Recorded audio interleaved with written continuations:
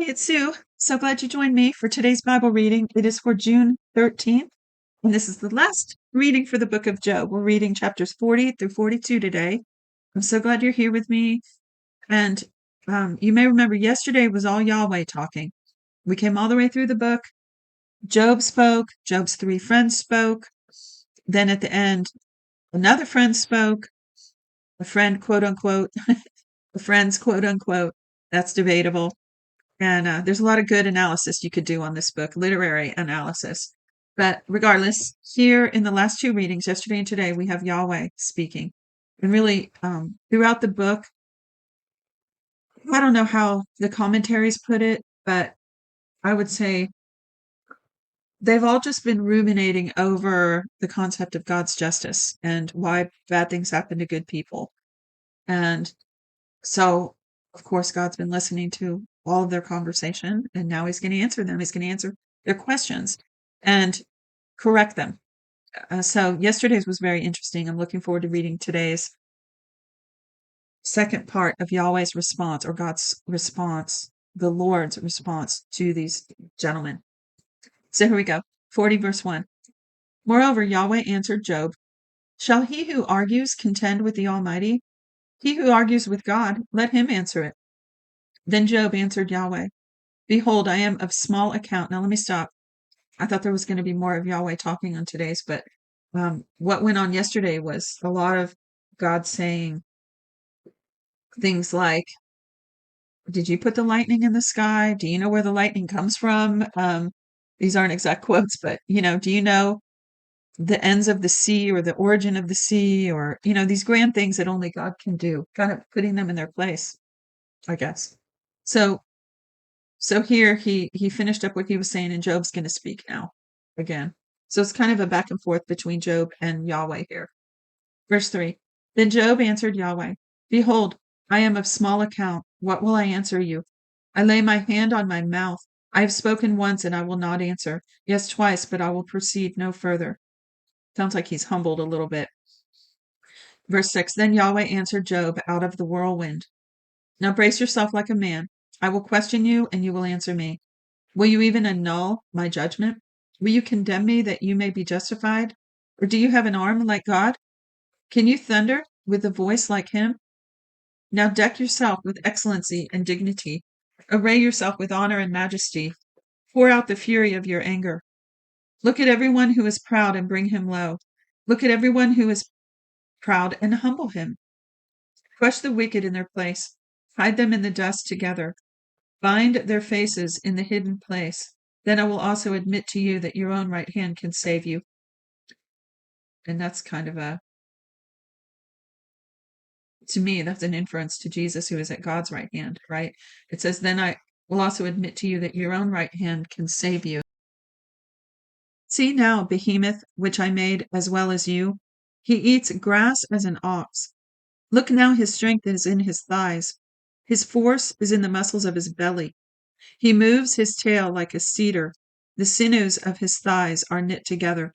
Now, that all sounds really obvious, but a couple years ago I had a biology course, and I've had several biology, chemistry, inorganic, organic chemistry, and such over the last about 4 decades. But this one in particular, we talked about how a muscle gets its propulsion. I don't know the right scientific words for it, but picture like a lion in the wild, say a female lion jumping up into a tree.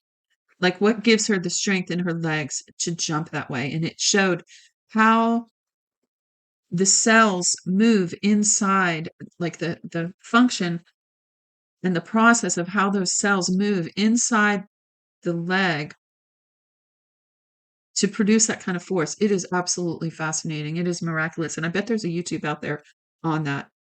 But the way that it creates a spring just at the speed of thought, think about that. The lion wants to jump up into the tree, and at the speed of thought, the cells all come together and produce enough force for that. That's amazing what those muscles do. So that's what I think about here. Again, I'll read back just a little. It says, look now, his strength is in his thighs. His force is in the muscles of his belly. In other words, can you create something like that? No, we can't. 17. He moves his tail like a cedar. The sinews of his thighs are knit together. His bones are like tubes of bronze. His limbs are like bars of iron. He is the chief of the ways of God. He who made him gives him his sword. Surely the mountains produce food for him, where all the animals of the field play. He lies under the lotus trees in the covert of the reed and the marsh. The lotuses cover him with their shade. The willows of the brook surround him. Behold, if a river overflows, he doesn't tremble. He is confident, though the Jordan swells even to its mouth, his mouth. Shall any take him when he is on the watch, or pierce through his nose with a snare? Can you draw out Leviathan with a fishhook, or press down his tongue with a cord? Let's see, it says for Leviathan, the footnote says, Leviathan is a name for a crocodile or similar creature. Um, there's some scholarly debate about that, about what a Leviathan is, but that's what this footnote says. So 41 verse 1. Leviathan, can you draw out Leviathan with a fishhook or press down his tongue with a cord? Can you put a rope into his nose or pierce his jaw through with a hook? Will he make many petitions to you, or will he speak soft words to you? That's funny. Will he make a covenant with you that you should take him for a servant forever? Will you play with him as with a bird, or will you bind him for your girls? Will traders barter for him? Will they part him among the merchants? Can you fill his skin with barbed irons or his head with fish spears? That's bizarre. Lay your hand on him, remember the battle, and do so no more. Behold, the hope of him is in vain. Won't one be cast down even at the sight of him? No one is so fierce that he dare to stir him up. Who then is he who can stand before me? Who has first given to me that I should repay him? He's like, you can't even stand behind up to one of my creatures. How do you think it is with me?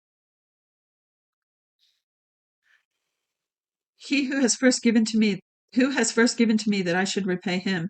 Everything under the heavens is mine. I will not keep silence concerning his limbs, nor his mighty strength, nor his goodly frame. Who can strip off his outer garment? Who will come within his jaws? Who can open the doors of his face? Round his teeth is terror. Strong scales are his pride, shut up together with a close seal. One is so near to another that no air can come between them. They are joined to one another. They stick together so that they can't be pulled apart. His sneezing flashes out light. His eyes are like the eyelids of the morning. Excuse me, that's one of the reasons why there's debate about this Leviathan, because it says there's basically he's fire breathing. His sneezing flashes out light. His eyes are like the eyelids of the morning. Out of his mouth go burning torches, sparks of fire leap out. Out of his nostrils a smoke goes as of a boiling pot over a fire of reeds. Okay, well, granted, that could be like maybe cold weather breathing, but don't think so. In context here. It says, the next verse says, his breath kindles coals, a flame goes out of his mouth. Now, does that sound like a crocodile? Not really. 22. There is a strength in his neck. Terror dances before him. The flakes of his flesh are joined together. They are firm on him. They can't be moved. His heart is as firm as a stone, yes, firm as the lower millstone. When he raises himself up, the mighty are afraid. They retreat before his thrashing. If one attacks him with the sword, it can't prevail, nor the spear, the dart, nor the pointed shaft. Now, that's not true of a crocodile or alligator either, even a big one, right? You can spear it to death, excuse me, or stab it, even though you'd have to get them on their soft spot, I guess, because this is talking about this thing has armor. He counts iron as straw and bronze as rotten wood. The arrow can't make him flee. Sling stones are like chaff to him. Clubs are counted as stubble. He laughs at the rushing of the javelin. His undersides are like sharp potsherds. Potsherds. Can I say that? Leaving a trail in the mud like a threshing sledge. He makes the deep to boil like a pot. Now that all sounds like crocodile, right? When they spin, what do they call that? The death roll. He makes the deep boil like a pot. He makes the sea like a pot of ointment. He makes a path shine after him. One would think the deep had white hair. On earth there is not his equal, that he is made without fear. He sees everything that is high. Well, that makes him sound like he's huge. He sees everything that is high. He is king over all the sons of pride. That sounds more like a dinosaur type or some kind of huge monster to me. 42. Then Job answered Yahweh, I know that you can do all things and that there is no purpose of yours can be. Let me back up. I know that you can do all things and that no purpose of yours can be restrained. You asked, who is this who hides counsel without knowledge? Therefore I have uttered that which I didn't understand, things too wonderful for me which I didn't know. You said, listen now, and I will speak. I will question you, and you will answer me. I had heard of you by the hearing of the ear, but now my eye sees you. Therefore I abhor myself and repent in dust and ashes. It was so that after Yahweh had spoken these words to Job, Yahweh said to Eliphaz the Temanite, my wrath is kindled against you and against your two friends, for you have not spoken of me the thing that is right, as my servant Job has. Now therefore take to yourself 7 bulls and 7 rams, and go to my servant Job, and offer up for yourselves a burnt offering, and my servant Job shall pray for you, for I will accept him, that I not deal with you according to your folly. Now, isn't this interesting? Because this is what I mean. You have to read your Bible all the way through for yourself. Because do most people know that Job took an offering, that God allowed Job? Was he a priest? I mean, there's a lot we don't know about this, but he took an offering, and it worked as an offering for their sin. Put that in your pipe and smoke it. Let me go back. 8, verse 8. Now we're almost to the end here. Now therefore take to yourself 7 bulls and 7 rams, and go to my servant Job, and offer up for yourselves as a burnt offering, and my servant Job shall pray for you, for I will accept him, that I not deal with you according to your folly. For you have not spoken of me the thing that is right, as my servant Job has. So Eliphaz the Temanite, Bildad the Shuhite, and Zophar the Naamathite went. Remember, it's Ebs. Eliphaz, Bildad, and Zophar. Eliphaz, Bildad, and Zophar. Ebs. That's how I remember it. EBZ. So Ebs went and did what Yahweh commanded them, and Yahweh accepted Job. Yahweh turned the captivity of Job when he prayed for his friends. That's an interesting statement. When he prayed for his friends, his captivity was turned. Yahweh gave Job twice as much as he had before. Then all his brothers and sisters and all those who had been of his acquaintance before came to him and ate bread with him in his house. I want to know, where were they all when he was sick, right? So anyways, back to partying again. They comforted him and consoled him concerning all the evil that Yahweh had brought on him. Everyone also gave him a piece of money. Let's see what that footnote is. Literally, kasita, a unit of money, probably silver. So everyone also gave him a piece of kasita, or money, and everyone a ring of gold. So Yahweh blessed the latter end of Job more than his beginning. He had 14,000 sheep, 6,000 camels, 1,000 yoke of oxen, and 1,000 female donkeys. He had also 7 sons and 3 daughters. So we need to go back to the first chapter, I think it was, and see how much he had then. Verse 14, he called the name of the first Jemima, and the name of the second Keziah, and the name of the third Karen Hapuk. In all the land there were no women found so beautiful as the daughters of Job. Their father gave them an inheritance among their brothers. After this, Job lived 140 years and saw his sons and his sons' sons to 4 generations. So Job died, being old and full of days. And that is it. That's the end of the book of Job. I just love it. Happy ending. Yeah, happy ending. All the books of the Bible don't end so poetically, I guess, and romantically. In fact, that would be interesting, just to go through the Bible and look at the endings of the books, especially the narratives. Some of them have some interesting endings. So, yeah, that's it for today. The next book is what? Psalms? I forget. Yeah, it's Psalms. We're in the 5 poetic books. So Job, Psalms, Proverbs, Ecclesiastes, and Song of Solomon are the group that we're working in now. And just since I'm on the subject, to help us with our Bible memory, we have the first 5 books, the Pentateuch or the Torah, which are Genesis, Exodus, Leviticus, Numbers, Deuteronomy. And then you have the history books that we just worked our way through. Joshua judges Ruth, and that's how I remember it. Like Joshua is judging Ruth.